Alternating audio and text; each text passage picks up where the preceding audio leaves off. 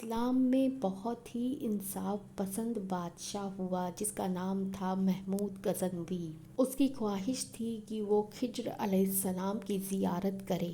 ایک غریب لیکن دھوکے باز شخص کو جب یہ بات پتہ چلی کہ بادشاہ سلامت خضر علیہ السلام کی زیارت کرنے کے خواہش مند ہیں تو اس شخص نے کہا کہ میرے پاس ایک ایسا عمل ہے جس کے ذریعے میں آپ کو خضر علیہ السلام کی زیارت کرا سکتا ہوں، لیکن اس کے لیے آپ کو میرے پریوار کے لیے راشن پانی دینا ہوگا کہ میں ایک غریب شخص ہوں اور یہ عمل ایسا ہے جو محل میں رہ کر نہیں کیا جا سکتا۔ یہ عمل دریا کے پاس یا جنگل میں جا کر کیا جا سکتا ہے، لہٰذا میں اپنے پریوار کے پاس تو رہوں گا نہیں، اسی لیے آپ کو راشن پانی بھرنا ہوگا۔ بادشاہ تیار ہو گیا۔ وہ دھوکے باز شخص بادشاہ کو کئی مہینوں تک الو بناتا رہا، اور جب اس کا جھوٹ کئی دنوں تک نہ چلا تب اس نے سچ کہا کہ اے بادشاہ، میں نے تم سے جھوٹ بولا، میرے پاس ایسا کوئی عمل نہیں ہے جس سے میں تمہیں خضر علیہ السلام کی زیارت کرا سکوں۔ اس پر بادشاہ کو بہت زیادہ غصہ آیا اور کہا کہ تم نے میرے جذبات کے ساتھ کھیلا، اس لیے تمہارے اوپر مقدمہ چلے گا۔ بادشاہ نے اس مقدمے کے لیے اپنے دربار میں بڑے بڑے عالموں کو بلایا۔ اس کے ساتھ ہی اس نے یہ بھی منادی کرائی کہ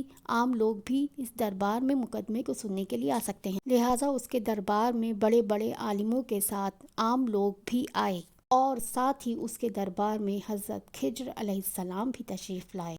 دربار سجا۔ دربار میں ایک شخص کھڑا ہوا۔ اس نے کہا کہ بادشاہ، آپ کے ساتھ غلط ہوا، اس لیے اس کو جلادوں کے حوالے کر دو اور اس کا سر قلم کروا دو۔ اس پر خضر علیہ السلام نے کہا کہ یہ شخص صحیح بولتا ہے، ایسا ہی ہونا چاہیے۔ دوسرا شخص کھڑا ہوا۔ اس نے کہا کہ نہیں بادشاہ، اس کو آوارہ کتوں کے سامنے ہاتھ پیر بندھوا کر ڈلوا دو۔ خضر علیہ السلام نے کہا کہ ہاں، یہ شخص صحیح بولتا ہے، ایسا ہی کرو۔ اس کے بعد بادشاہ کے وزیر، جن کا نام ایاز تھا، وہ کھڑے ہوئے اور کہا کہ جانے دیجیے بادشاہ سلامت، یہ تو غریب آدمی ہے، اس نے غلطی کی ہے لیکن اس کو معاف کر دیجیے۔ اس نے اپنی غریبی کو مٹانے کے لیے ایسا کیا، لہٰذا اس کو معاف کر دیجیے۔ غریبوں کا کام ہے مانگنا، اور آپ کے خزانے میں سے کچھ کم ہو گیا۔ اس پر خضر علیہ السلام نے فرمایا کہ ہاں، یہ صحیح بات کر رہے ہیں۔ اس پر بادشاہ کو غصہ آ گیا۔ خضر علیہ السلام سے کہا کہ آپ کون ہیں اور آپ ہر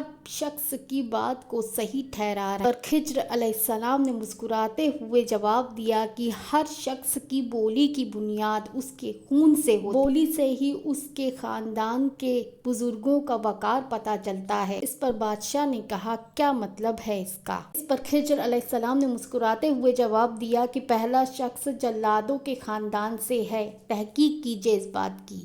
دوسرے شخص کے خاندان والے کتوں کو نہلاتے ہوں گے، اور جو آپ کا یہ وزیر ہے نا ایاز، یہ سید ہے، سید، اس کا خاندان تو ہمارے پیارے آقا محمد مصطفیٰ صلی اللہ علیہ وسلم سے ملتا ہے۔ پر ایاز نے کہا کہ یہ جو راز پہ راز کھولے جا رہے ہیں، یہ کوئی اور نہیں، یہ بزرگ ہیں حضرت خضر علیہ السلام۔